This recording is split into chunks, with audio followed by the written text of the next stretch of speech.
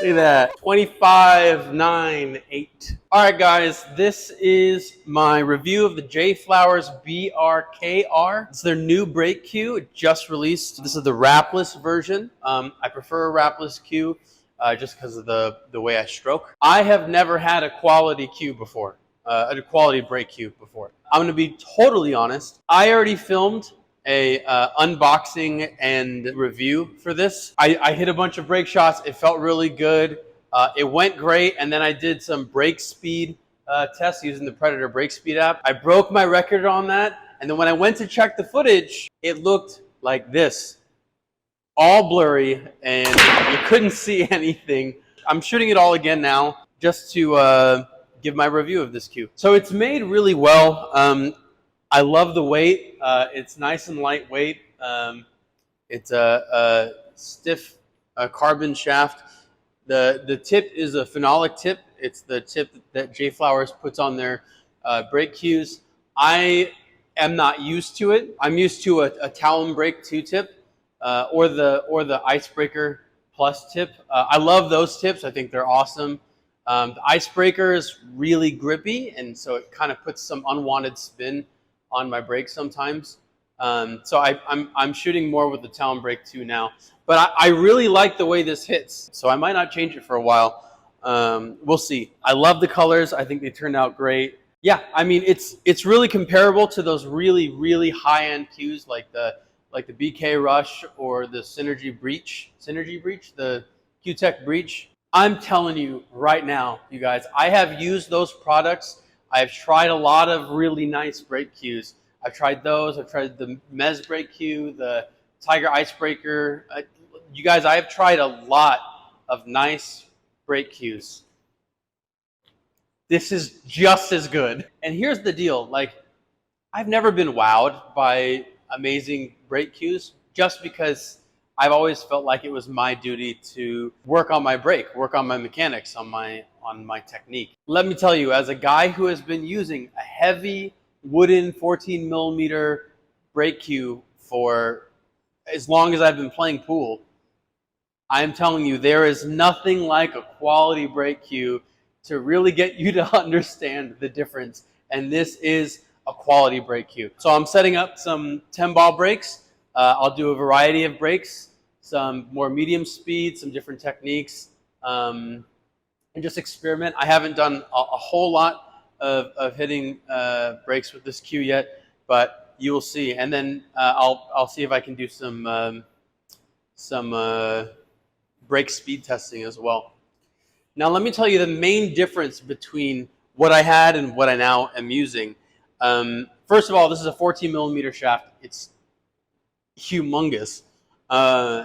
And this is the Talon brake 2 tip. It's pretty heavy. It is nothing like this. This is heavier. I took the weighted bolt out of this, and it's still heavier than this. And I prefer a lighter brake cue. I know some people think that heavier brake cues are great. Let me tell you, it's about velocity. It's not about weight. Now, the main difference I have noticed braking with this cue as opposed to this old one is that because this is a heavy wooden shaft and a thick shaft, I get a lot more deflection with this cue, which on the surface sounds awesome. But when you dig a little deeper into what brakes you're using and how you're using the cue, that makes a big difference. So if I'm doing a 10-ball pop brake, I rely on the deflection of this cue to dig the cue ball into the slate to get a pop.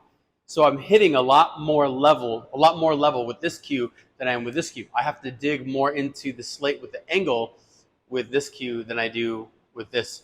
So maybe I'll make another video about that one day, about how the equipment makes you change your technique. But let me tell you, once I got used to it, and I've only played with it a little bit, but once I got used to this a little bit more, this is so consistent. You guys, there's so much power in this. I don't need to use full strength on any of these brakes to get the balls to spread or to get a nice pop or to get a really solid hit. The cue does a lot of work. In general, with pool, that's how I feel, that you should rely on technique, not the equipment.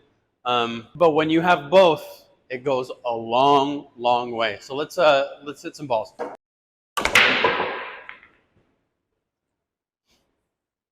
It's so easy to control. It's kind of nuts how easy it is to control.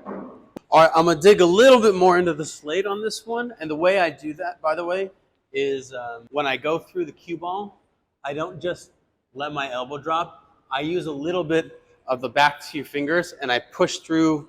I push down, because when you push, or should not push down, I push through with these fingers, and that keeps the cue tip going down into the slate.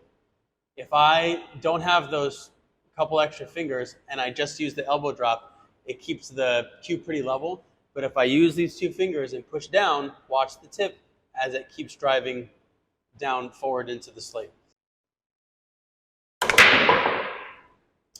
And so far, it's going well.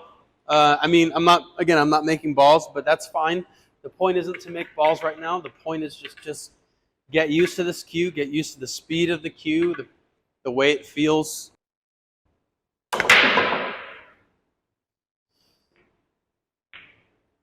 I still get a lot of movement. It's not like crazy movement, because I'm not using a ton of force. But I'm getting a decent amount of movement on these balls with just a medium speed break. Let's choose a slightly different spot to hit from. A little further out, maybe a little bit back. Notice how you get a bit bigger of a pop if you do that. What happens when you move the cue back, by the way, is it allows for more space between the cue ball landing in front of the rack and where the rack is. Sometimes you'll see pros put the cue ball back as far as like maybe half a diamond or more past the head string. Because when you got a really big break, you need a little bit more space to get that cue ball to land in the right spot. And this break that I'm using right now is a little bit Fedor-esque, a little bit more like Fedor. Jesus Atencio does this break really well, where you pop the cue ball with minimum body movement, and you have some elevation. You can just drive the cue through the ball, all stroke. Not too much body movement. I raise my head a little bit to be able to get my hand, my elbow drop through into the table.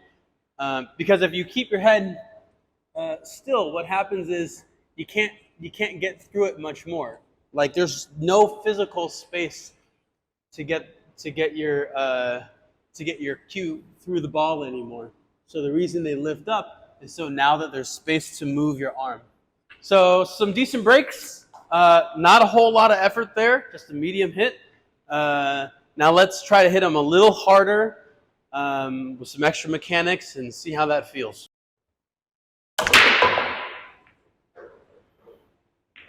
Squeeze the one ball into the side there. That's not a bad break, you guys.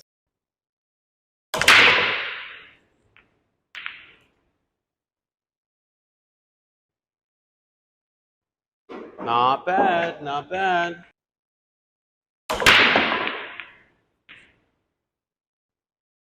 See how much movement that ball got?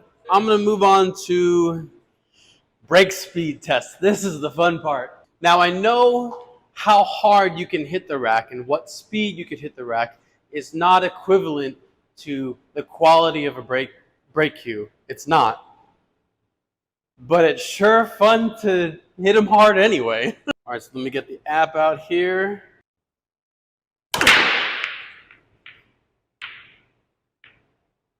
Not bad, 21.5. I know I can do a lot better than that.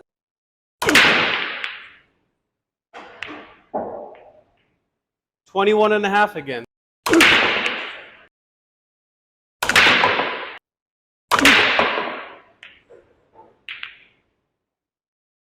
Nope. Ah, oh, bad, bad, bad. Woo!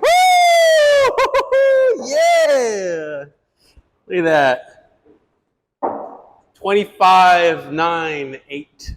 Not bad. It's not my record. My record was earlier today. Here it is. I'll show you now. It's that blurred footage. Woo! Let's go! 26 3-4. Disgusting how that came out like that. I'm gonna leave it there. I think that's pretty good. You guys, there is nothing wrong with getting one of these instead of the $700, $800, whatever brake cue. I'm telling you, this is just as good. This is half the price that those other cues are, and it is not half as good. I'm telling you right now. So yeah, and just to be clear, JFlowers did not sponsor this video. JFlowers did not send me this for free. I bought this with my own money. They don't know I'm making this video. I just think this is a awesome purchase. For now, that's that, and yeah, I'm gonna get back to practicing my brake. Happy shooting, y'all.